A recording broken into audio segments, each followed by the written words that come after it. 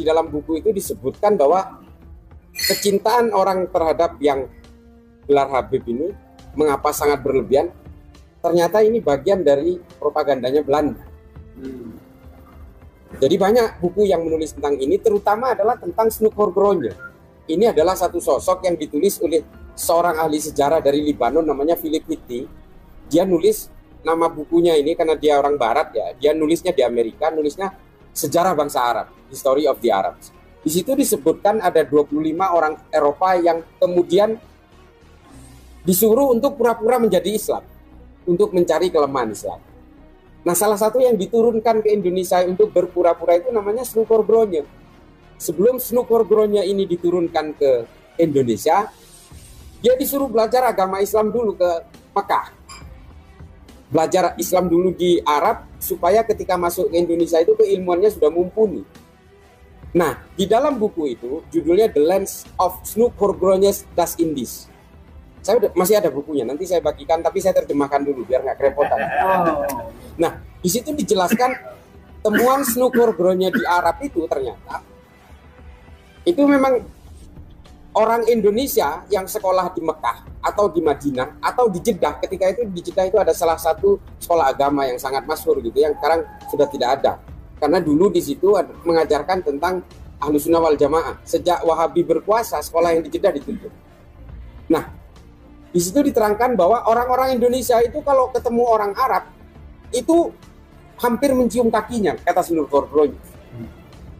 Dan sepintar apapun orang Indonesia kepada orang Arab yang bodoh pun dia tetap mencium kakinya. Ini tulisan Snukhorgrogne. Salah satu yang disebut dua orang pintar dari Indonesia itu adalah Zainuddin yang berasal dari Sumbawa. Ini di dalam bukunya Snukhorgrogne itu. Dan yang satu lagi adalah Abu Bakar Jayadiningrat. Ini dua orang pintar dari Indonesia yang tetap mencium kakinya orang Arab. Bahkan di situ kata Snukhorgrogne, meskipun dia ini orang Arab yang tidak jelas asal usulnya, pun orang Indonesia itu tetap mencium kakinya, kurang lebih seperti itu. Nah, inilah kemudian yang dipresentasikan oleh Snukhorgrogne ketika kembali ke Belanda di hadapan ratu dan di seluruh stakeholder penjajah waktu itu, termasuk VOC juga. Dia membuat disertasi namanya The Feast of Mekah. Penaklukan Mekah lah, kurang lebih seperti itu.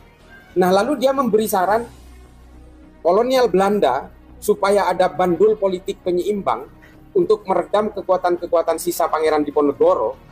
Ini harus mendatangkan orang-orang Arab dari Gujarat dan Hadramut yang kemudian ketika di Indonesia itu harus disulap bahwa mereka ini habaib, duriahnya Nabi.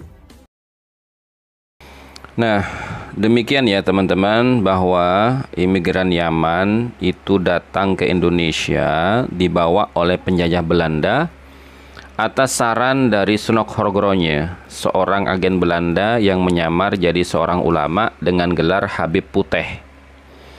Nah, selain itu, informasi yang kami dapat ya, ketika bermukim di Arab Saudi untuk mempelajari agama Islam sebagaimana yang dijelaskan oleh Gus Islah Bahrawi tadi, Christian Snukhorgrogne dalam tahun 1884 bertemu dengan Habib Abdurrahman Az-Zahir di Konsulat Jenderal Belanda di Jeddah, Arab Saudi.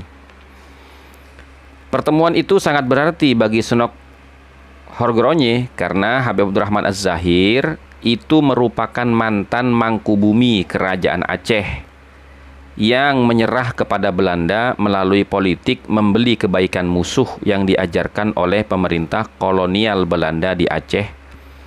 Melalui Habib Abdurrahman Az-Zahir, Snokh banyak tahu tentang Aceh untuk kepentingan penaklukan. Jadi, bukan hanya Habib Utsman bin Yahya yang bekerja sama dengan Belanda sebagai mufti, tapi Habib Abdurrahman Az-Zahir ini dulu seorang mangkubumi di kerajaan Aceh yang kemudian dia itu berkhianat dan bekerja sama dengan Belanda.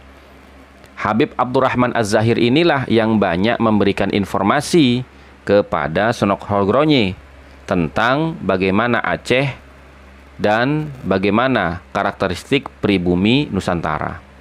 Sehingga dari situ semua, sebagaimana yang dijelaskan oleh Gus Islah Bahrawi di video tadi, bahwasanya Sunok-Horgronje ini menyarankan kepada pemerintah Hindia Belanda untuk mendatangkan orang-orang Arab, Yaman, dan India. Kemudian dia dianggap sebagai atau diperkenalkan sebagai keturunan Nabi Muhammad SAW. Agar supaya apa? Untuk meredam dan mengimbangi pergerakan masyarakat Indonesia di dalam memerangi penjajah Belanda. Karena orang-orang pribumi Indonesia ini sangat menghormati orang-orang Arab, apalagi keturunan Nabi Muhammad SAW. Sehingga sangat efektif sekali apabila politik identitas yang mengatasnamakan keturunan Nabi Muhammad ini dijadikan propaganda oleh Belanda atas saran Sunok-Horgronje tadi untuk melemahkan perjuangan masyarakat Indonesia melawan penjajahan Belanda. Ya, seperti halnya Habib Utsman bin Yahya, di mana dia itu menulis kitab di dalam Manhajul Istiqomahnya yang menyesatkan thariqah-thariqah yang diamalkan oleh pribumi Indonesia, kemudian mengharamkan pemberontakan para pejuang-pejuang di Cilegon, Banten, dan di Bekasi, dan lain sebagainya. Nah, itu sebagai bukti politik identitas itu bukan hanya sekarang-sekarang ini, tapi sejak zaman Belanda sudah ada politik identitas itu. Dan kemudian diulangi lagi oleh kelompok FPI dan teman-temannya melakukan politik identitas. Nah, begitu ya teman-teman. Jadi sangat luar biasa sekali. Kembali ke tadi ya, yang dibawa oleh Belanda itu adalah orang-orang Arab, Yaman, dan India. Maka ini jadi kita ingat ya kepada informasi di mana salah seorang keturunan Arab itu yang melakukan tes DNA, kemudian ditemukan bahwasanya darahnya itu dominan India, Bangladesh, dan Tamil gitu loh. Darah Arabnya cuma 2 sekian persen gitu loh. Sangat minim sekali. Yang dominan itu adalah darah India, Tamil, dan Bangladesh. Nah, gitu ya teman-teman. Wallahu a'lam bishawab. Wassalamualaikum warahmatullahi wabarakatuh.